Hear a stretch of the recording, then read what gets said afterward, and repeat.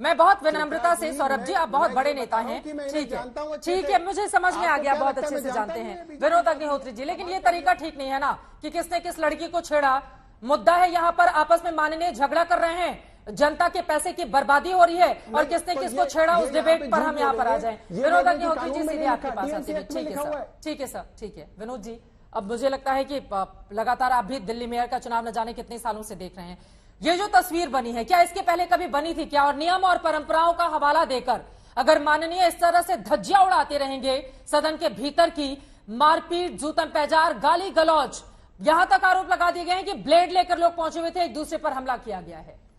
चित्रा जी, मैंने जब एमसीडी जब मैं कवर करता था अपनी रिपोर्टिंग के दिनों में, 91, 92, 93 की बात है, उस दौर में तो मैंने इस तरह के दृश्य कभी नहीं देखे। मेयर के चुनाव भी होते थे, स्टैंडिंग कमेटीज के चुनाव भी होते थे, डिप्टी मेयर का भी होता, उसमें आज की तरह पहले भी एक ही एमसीडी थी, बाद में बाइफर्केशन हुआ उसका, अब फिर बाद में यूनिफाई हो गई। अब पुराना डीएमसी एक्ट बदल गया, उसमें संशोधन हो गया, नया डीएमसी एक्ट आ गया, उसके तहत नई एमसीडी बनी, उसके तमाम प्रावधानों को लेकर के वो है। लेकिन दो तीन चीजें ऐसी हैं, तो ये दृश्य बहुत ही अशोभनीय है। इसके लिए जिम्मेदार कौन है, ये अपने जांच का विषय है। आम आदमी पार्टी कहेगी बीजेपी जिम्मेदार है, बीजेपी कहेगी आम आदमी पार्टी जिम्मेदार है, लेकिन मैं मानता हूं दोनों जिम्मेदार हैं। क्योंकि अगर जिस आम आदमी पार्टी के पास सदन में अगर सब जोड़े, आप पार्षद जोड़े, उसके विधायक जोड़े, सब 150 के आसपास उनका, 275 में उनके आसपास 150 का जो है करीब है, और बीजेपी के पास करीब 112-113 का बनता है मामला जाकर के। अगर 10 ये भी जोड़ दें आप उनके साथ वो जोड़ के, और अब वो विवाद इस पर है कि जो नामित सदस्य उनको वोटिंग राइट है कि नहीं है। सौरभ भारद्वाज आर्टिकल संविधान के अनुच्छेद का हवाला दे रहे हैं, प्रवेश वर्मा कह रहे हैं कि राज्यसभा में नामित जो सदस्य हैं वोट देते हैं, राज्यसभा के लिए अलग नियम है, एमसीडी के अलग नियम होंगे।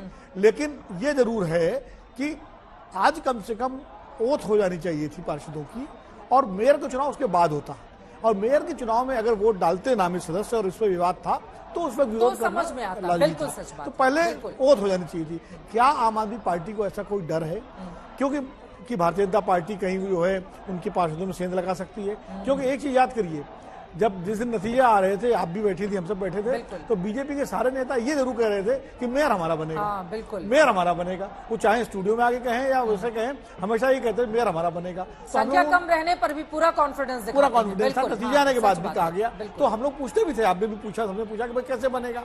तो अब ये जो आज तरह की घटना हुई है और जिस तरह का पूरा घटनाक्रम हुआ है, अब जहां तक ये बात है कि सबसे वरिष्ठ उमेश सहगल जी ने लेकिन बड़ी बातें कही। देखिए, नियमों का हवाला, क्योंकि परंपरा के नाम पर चीजें चली आ रही हैं, लेकिन लिखित में नहीं है, और नए मेयर को लेकर एलजी के पास अधिकार बहुत ज्यादा है। देखिए, ऐसा है कि लोकतंत्र में परंपराएं भी महत्वपूर्ण है और नियम भी महत्वपूर्ण है। ब्रिटेन का कॉन्स्टिट्यूशन तो पूरा परंपराओं पर ही आधारित है, तो ऐसा भी नहीं कि परंपरा को एकदम से आप वो किनारे फेंक दें। लेकिन कई बार सरकारें जो है अपने हिसाब से या जो जिसके फेवर में होता है वो परंपराओं को किनारे भी कर देते हैं। जैसे बड़ी पुरानी परंपरा सब जगह थी कि लीडर पोजीशन में जो डिप्टी चेयरपर्सन है, डिप्टी उपसभापति विपक्ष का होगा। लेकिन पिछले कई वर्षों से विधानसभाओं में और संसद में वो उपसभापति जो है विपक्ष के बजाय सत्ता पक्ष को मिलने लगा। वो परंपरा अपने आप खत्म हो गई।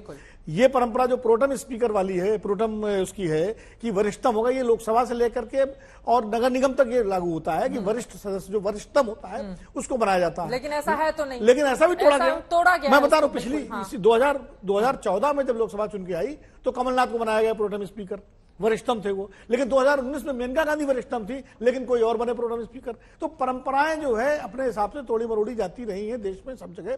अब सवाल ये है कि परंपरा जब सूट करती है तब वो परंपरा बन जाती है, जब परंपरा आड़े आती है तो परंपरा तोड़ दी जाती है।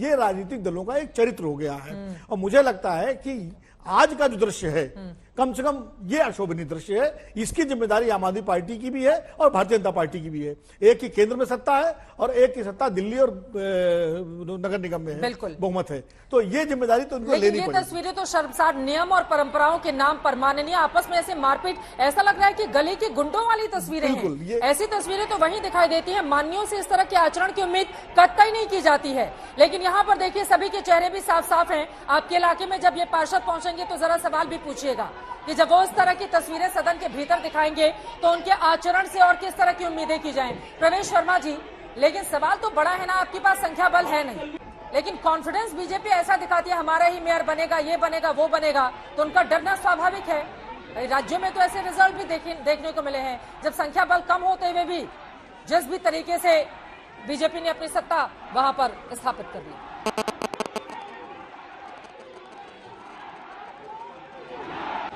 देखिए, जो आंकड़े कहते हैं वो ये कहते हैं कि आम आदमी पार्टी के जो फिगर हैं वो काफी ज्यादा हैं। फिर भी ये लोग डर रहे हैं। मैं नहीं जानता कि क्यों डर रहे हैं। जो भी पार्षद वोट डालता है वो अपनी पार्षद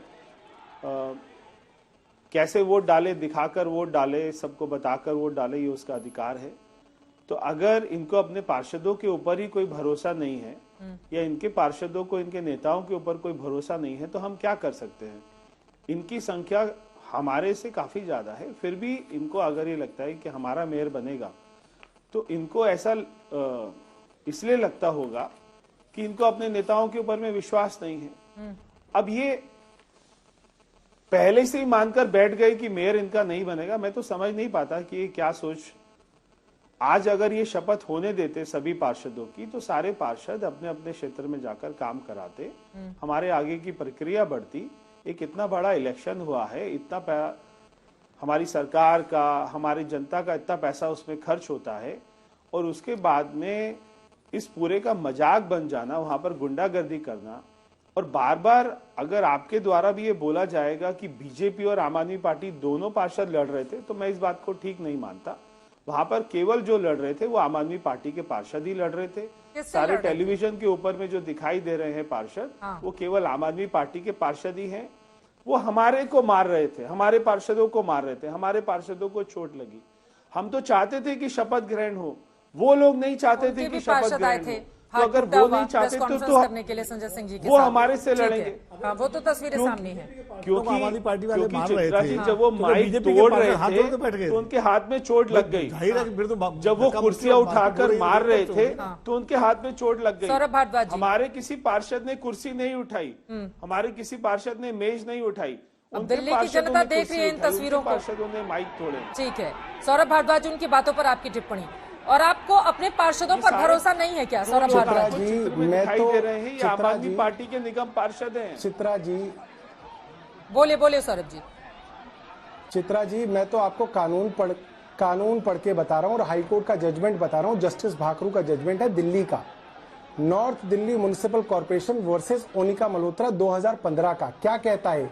The scheme of constitution revealed in the article 243R and 243S of the constitution expresses that the members nominated to the corporation in the union territory of Delhi do not have the right to vote in the meetings of corporation। ये तो clear है। और इसके खिलाफ ये लोग double bench में गए और वहां पे भी इसको अपहोल्ड किया। मतलब मैं आपको कह रहा हूं डीएमसी एक्ट के अंदर है, कॉन्स्टिट्यूशन ऑफ इंडिया के अंदर है, दिल्ली हाईकोर्ट के अंदर मुकदमा हुआ उसके अंदर ये फैसला है। और ये चीज डीएमसी एक्ट के संशोधन में नहीं बदली गई है। अगर बदली गई है, मैं चैलेंज करता हूं प्रवेश वर्मा जी को और उमेश सहगल जी को, दिखाएं कहां पे बदली गई है, कौन सा सेक्शन बदला गया, मुझे दिखा दो भाई। ये सिर्फ झूठ आपके चैनल के अंदर बोल रहे हैं।